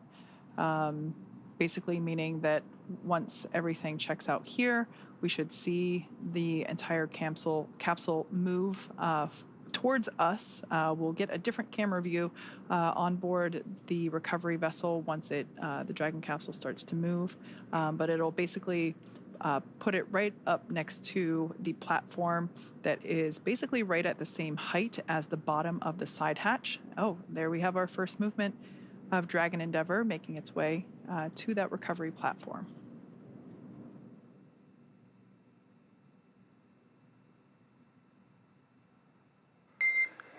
Dragon, I'm noticing the cabin lights are off. I'm wondering if you had them off specifically for re-entry. SpaceX Dragon, we did, and you turned them on us. We're enjoying the nice calm lighting. What are you starting to back off again? Good. we're enjoying the lighting. We have to see what's going on outside this way. No worries on the lighting. Fine with the lights off. I'm imagining your reentry was pretty amazing. Side hatch opening should be any minute now, and I think that's about it for me working with y'all tonight. It's great to see you back. Steve, Woody, Sultan, Andre, happy to have you back home safe. And we're happy to be back, and we look forward to catching up with you again real soon. Take care.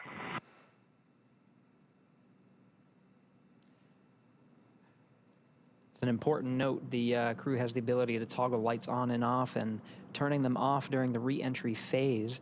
There are those windows that we've been seeing. All right, Dragon, I know I said goodbye. I'm back, and I'm wondering if you can indeed turn the cabin lights on for the recovery team to come inside. Absolutely, we'll take care of that. And they're on now.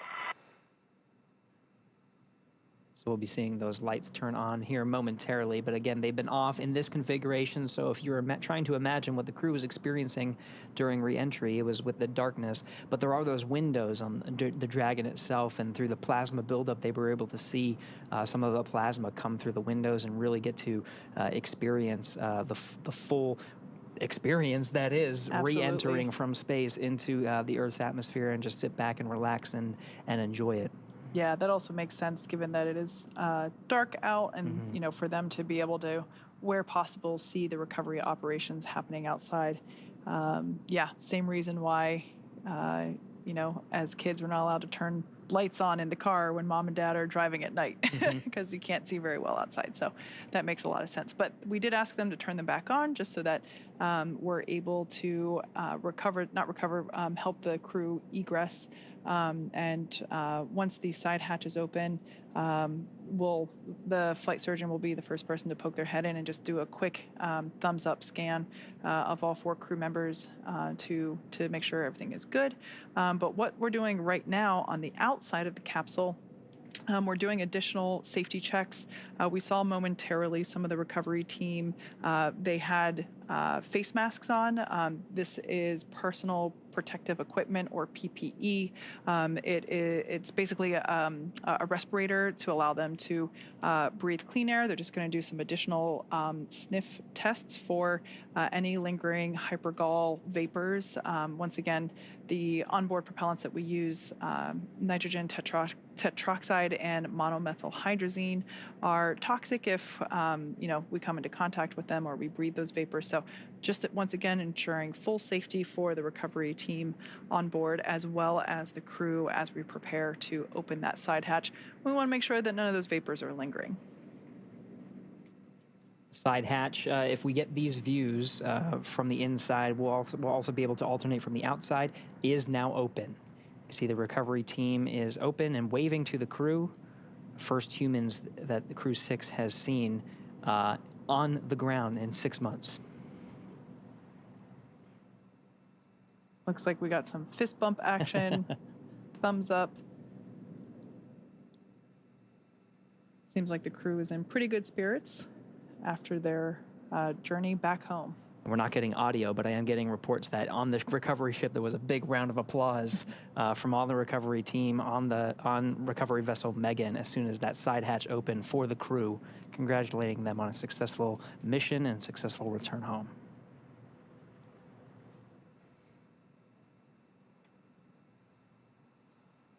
So once again, this is the first time that the side hatch has been opened since the day that the crew lifted off from pad 39A. This side hatch is not utilized while they are on station. We use the forward hatch, or the hatch located at the top of the Dragon capsule, for ingress and egress to the space station. So this is the first time that the side hatch is open, and like you said, Gary, their first breath of fresh air since their departure. So we'll also see the SpaceX recovery team, perhaps they already installed it, but I think they did.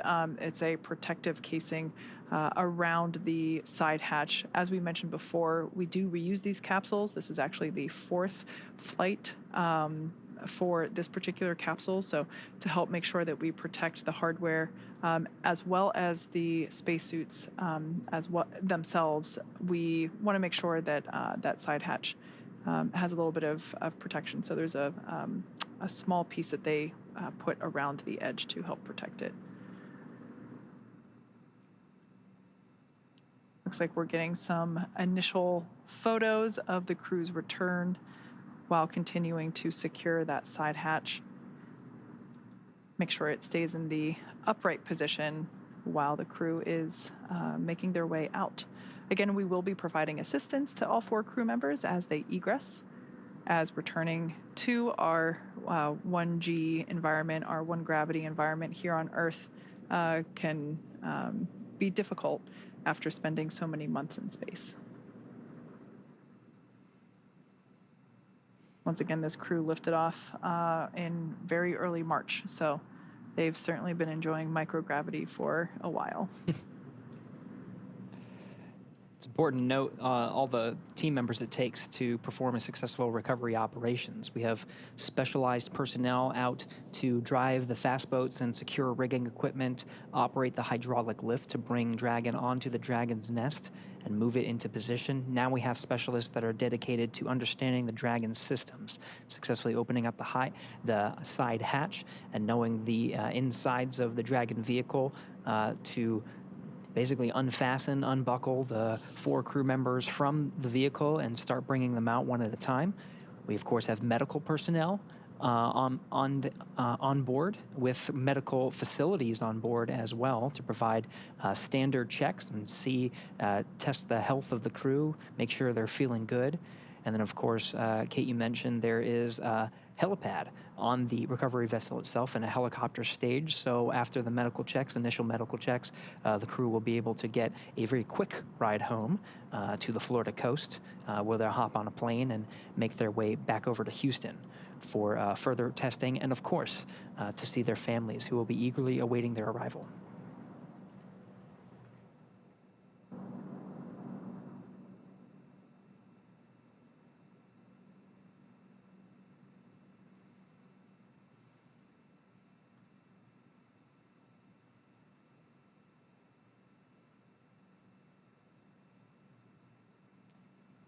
It's important to note that Stephen, Woody, Sultan, Andre will be getting assistance from these recovery teams while exiting the capsule. This is the same process for any returning long-duration crew members, as returning to the gravity environment can be a big toll on the vestibular system, responsible for maintaining balance and motion. So safety, again, is our #1 priority with this operation. You'll see the crew members helped out of the capsule one by one and assisted the few feet to the medical quarters aboard the boat. If you've ever watched crews return on a Soyuz, this is the same process when astronauts are carried from the capsule to waiting chairs and then carried to waiting medical tents. This is also a period where anytime critical cargo can be recovered from the spacecraft, they're positioned right underneath the crew members, and they can be brought back into port relatively quickly. Once the ship and capsule return to shore, the recovery team will perform additional inspections before loading Dragon onto a flatbed truck at the SpaceX facility in Cape Canaveral for post-processing.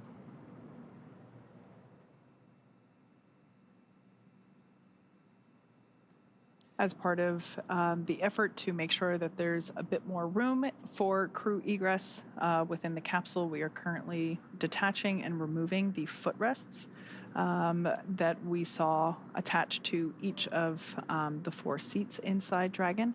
This just helps to create a little bit more space and enable the crew to get out a little bit easier. We'll also likely see them put a small slide up against the side hatch, and that will allow the crew to kind of slide out a little bit to egress a bit easier.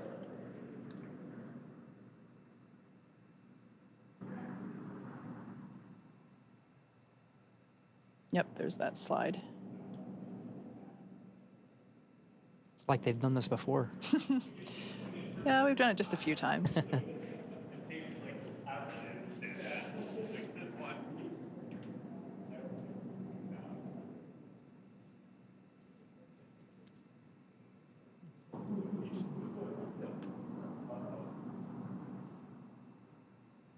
We're now standing by for egress of the Crew 6 team. Very happy to see Steve, Woody, Andre, and Sultan back on planet Earth. I'm sure they are also excited to come out, and as you mentioned, it's after the medical checks, they'll hop in the helicopter and go home, a quick ride. So I bet they're all getting really excited for the opportunity to see their families really soon. And of course, the change of gravity from microgravity to 1G can be taxing on the body. So throughout that whole process, through the medical checks, through the helicopter ride, the plane ride, the crew will have facilities and will have the ability to rest through much of that journey. As, of course, this has been a taxing journey for them, and they'll have well-deserved rest along their journey back home to Houston.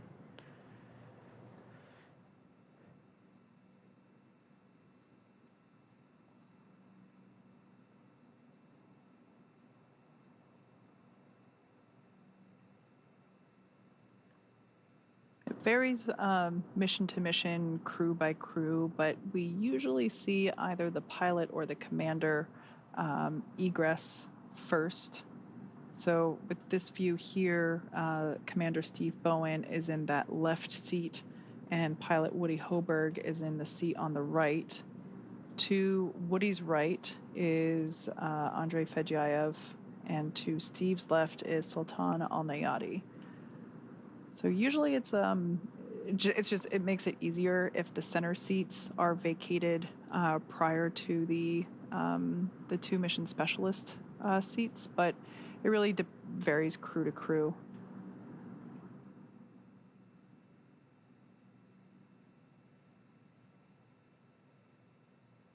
We did see them detach and remove the footrests from all four seats to also help add a bit more moving room within the interior of the capsule.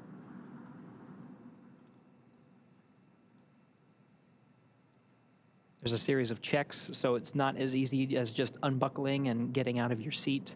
The seats, of course, and suits are designed with human spaceflight in mind. So the seats are connected. The suits are connected to the seats via umbilical that can provide communications as well as air, nitrox purge that the crew is able to breathe. It's a little bit more oxygen than your standard breathing air.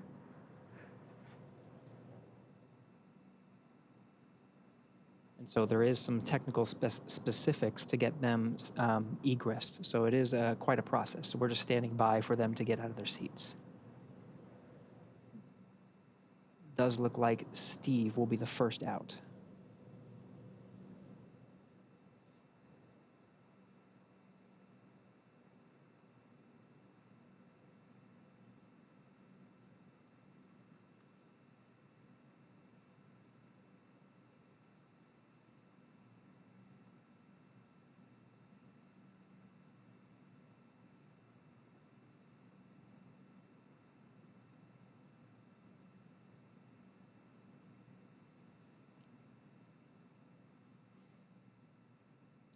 NASA astronaut Steve Bowen, the first to exit the Dragon spacecraft.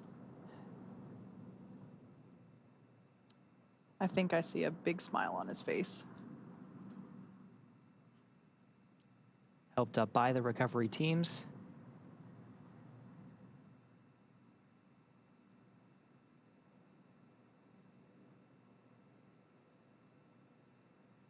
Now being seated in a rolling chair to help move him back to the medical bay, where he will get a quick checkout with the flight surgeon.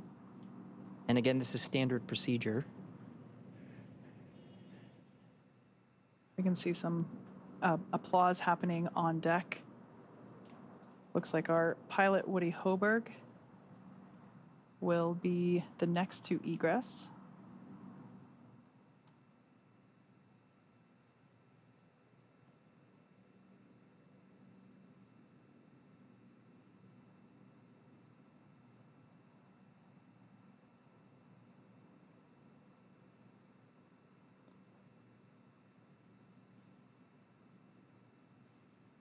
For those of you that have just joined us, We are now standing by for egress of the remaining 3 Crew 6 members. We can now see Woody Hoberg making his way, pilot of Crew 6, making his way down the slide. Looks like some excitement, possibly some more applause happening off camera. Remaining inside are mission specialists Sultan Al-Niyadi and Andrei Fedyayev. Commander Steve Bowen has already egressed. Some more applause there on the deck of the recovery vessel. Dragon splashed down just under an hour ago at 9:17 p.m. Pacific, 12:17 a.m. Eastern. So just under an hour ago, they made contact with the ocean surface, and here we see them now egressing and beginning the last steps before being able to make their way home. That's right. The 2 NASA astronauts have exited the Dragon spacecraft and are now in the medical facilities as part of the standard procedures and checks necessary before they board the helicopters and take the flight back to shore. Of course, there are the 2 mission specialists left in the capsule. If they follow standard procedure, it should be Andrei Fedyayev that we see egress the capsule next.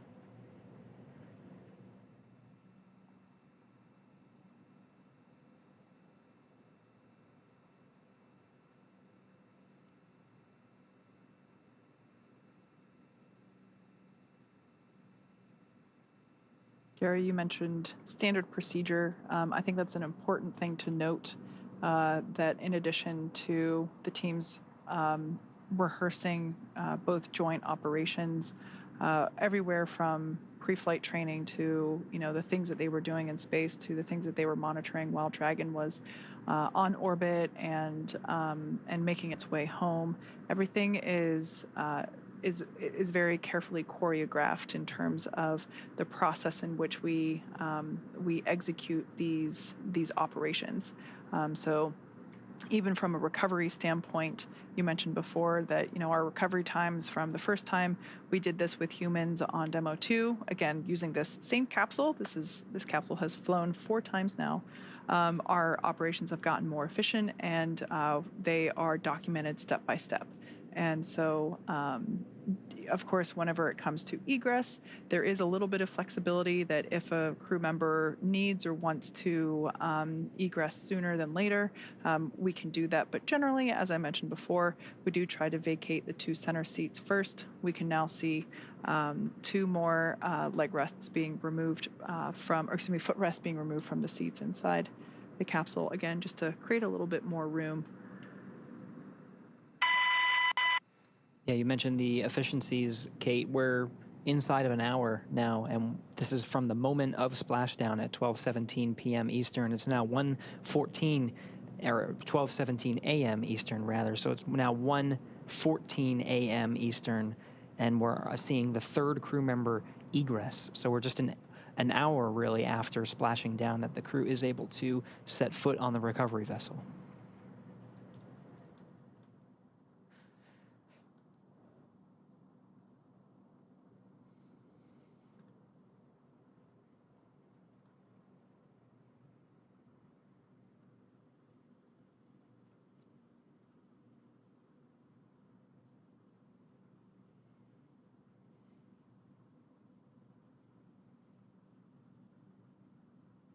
There's Roscosmos cosmonaut Andrei Fedyayev being assisted by the recovery teams onto the rolling chair. He'll also be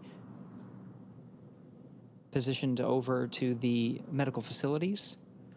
Last remaining crew member inside Dragon Endeavour now is Emirati astronaut Sultan Al-Niyadi, completing 186 days in space. Got some happy waves there from Andre. More applause.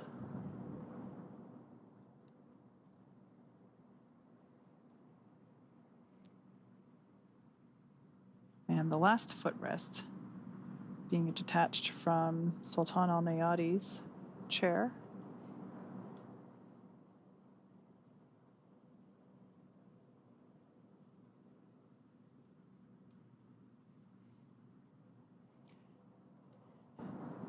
You can see SpaceX and Emirati recovery personnel positioned outside the Dragon capsule, ready to receive Sultan al-Niyadi.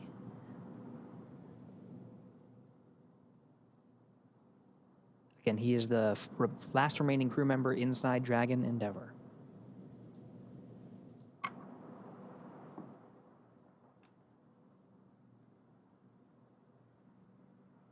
And if he makes it out in the next minute, which it looks like he is, it will be exactly 1 hour on the dot after making splashdown. Not bad.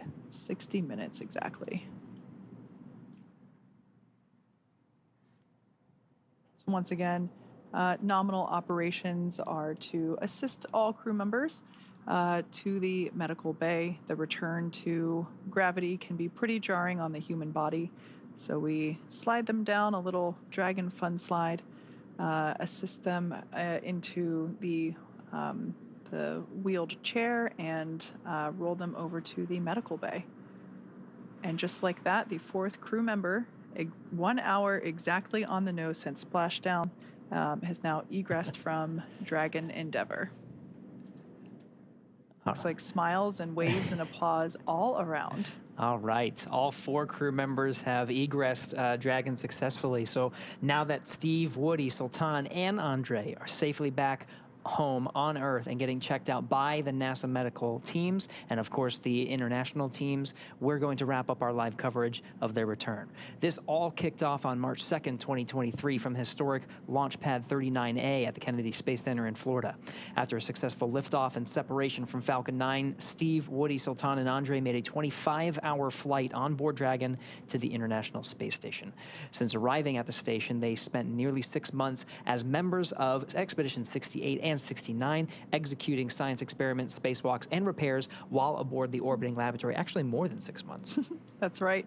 And their journey home began about 18 hours ago on September 3rd when they closed the hatch to Dragon and undocked from the space station at 4:05 p.m. Pacific time. Then, after 5 successful departure burns and a phasing burn to line up their orbit, Steve, Woody, Sultan, and Andre rested for a few hours before waking up to prepare for re-entry this morning. We jettisoned Dragon's trunk and performed our final on-orbit maneuver, the 16-minute-long deorbit burn, at 8:24 p.m. Pacific time, 3:24 GMT, and that is what put Dragon on its path home to Earth. The spacecraft re-entered the Earth's atmosphere and slowed its descent with successful deployments of 2 drogue parachutes, followed by 4 main parachutes, and with final splashdown occurring off the coast of Florida near Jacksonville at 9:17 p.m. Pacific time, 4:17 GMT. Following that successful splashdown, we saw the SpaceX recovery experts move in really quickly and prepare Dragon Endeavour for its lift onto the recovery vessel. And just almost exactly an hour following splashdown, we saw Steve, Woody, Sultan, and Andre make their way out of Dragon and into the recovery ship's medical facilities, safe and sound. So after the medical facilities and medical checks, they'll catch a helicopter flight back to shore where they'll transfer to the aircraft that will take them home. Steve, Woody, Sultan, and Andre will take a NASA plane for the short flight back to Houston, and later Andre will fly back to Russia and Sultan to the UAE. They'll be reunited with families to bring an end to the mission. It's been an honor and a privilege to share their journey with all of you as we continue in this new era of human spaceflight. Return today marks the end of the direct handover that we just executed after successfully launching the Crew 7 mission to the space station just a little over a week ago.